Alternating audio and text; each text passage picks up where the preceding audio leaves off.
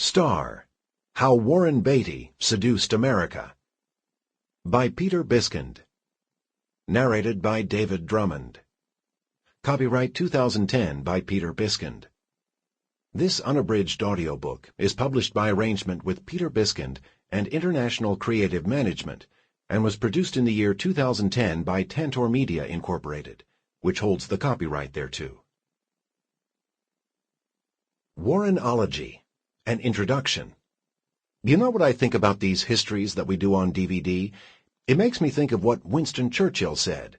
History will be very kind to me, because I intend to write it. Warren Beatty. Finishing this book was like recovering from a lingering illness, although admittedly one that I had brought on myself. I had wanted to write a biography of Warren Beatty since I met him in 1989, when he was shooting Dick Tracy. I had admired his films for a long time. Like everyone else, I was undone by Bonnie and Clyde when I first saw it in 1967, vastly entertained by Shampoo and Heaven Can Wait, and stunned by Reds.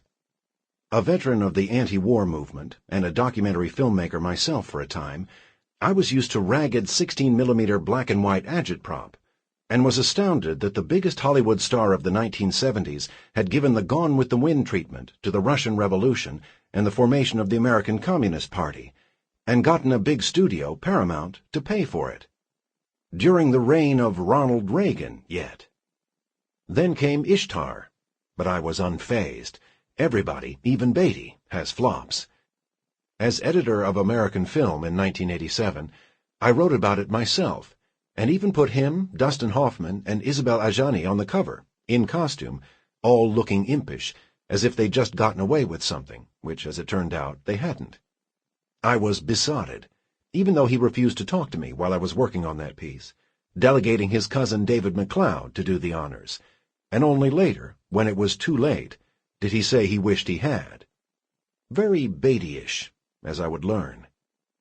I first met Beatty in person, as opposed to the characters he played, or the simulacrum in the tabloids and gossip columns, when I covered Dick Tracy for Premiere magazine in 1989.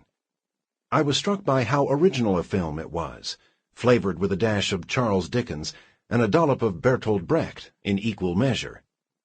Beatty actually allowed me on the set for a couple of days, a rare privilege indeed, until one night, very late, I was standing in the back of a soundstage, way out of eyeline, I thought, when he took a piece of chewing gum from his mouth, fashioned it into a little ball, and playfully flicked it at me. I'm in, I thought to myself, somewhat prematurely. Sample complete. Ready to continue?